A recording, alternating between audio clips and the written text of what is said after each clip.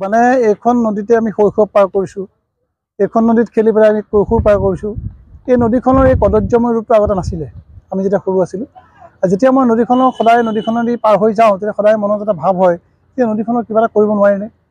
বহুত মানুহে মোৰ নিচিনাকৈ ভাবে আৰু এই কদৰ্যময় ৰূপটোত মানে মেক্সিমাম যোৰহাটবাসী সকলো যোৰহাটবাসীৰে মনত কষ্ট দিয়ে এই ইয়াৰ কদৰ্যময় ৰূপটোৱে।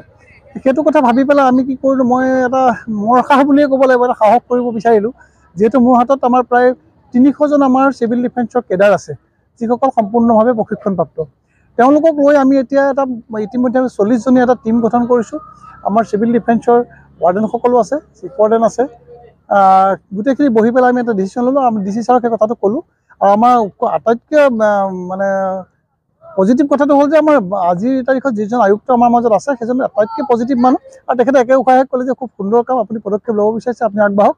ঠিক সেইদৰে বিধায়ক মহোদয়েও আমাক পজিটিভ চাইন দিলে, পজিটিভ কথা ক'লে। গতিকে আমি লগে লগে আৰম্ভ কৰিলোঁ। ভাবিলোঁ আমি 10 দিনীয়া এটা প্ৰথম পৰ্যায়ত কাৰ্যসূচী লৈছোঁ।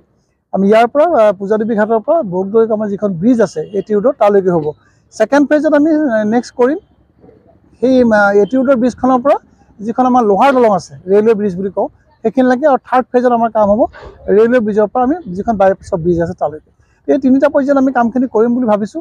আৰু অদূৰ ভৱিষ্যতে আমাৰ বাকী যিখিনি সম্পদ আছে, যোৰহাটৰ ৰিচোৰ্চ বুলি কওঁ আমি, সম্পদেই আচলতে, টকলায়ে কওক বা আমাৰ তৰাজানখনেই কওক বা অন্য যিবিলাক আমাৰ ৰাজহুৱা পুখুৰী আছে বা ডাঙৰ ডাঙৰ ৰজাদিনীয়া পুখুৰী আছে, সেই গোটেইসমূহৰ আমি পৰিষ্কৰণৰ বাবে বিশেষ পদক্ষেপ ল'ম বুলি ইচ্ছা কৰিছোঁ আৰু সেইভাৱে আমি কাম আগবঢ়াম বুলি ভাবিছোঁ।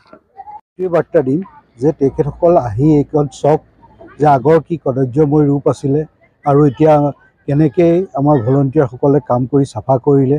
আৰু এই চাফা কৰাটো এতিয়া চাফা আমি কৰি দিলোঁ, কিন্তু ইয়াৰ পিছৰ দায়িত্ব সৰ্বসাধাৰণ ৰাইজে ল'ব লাগিব।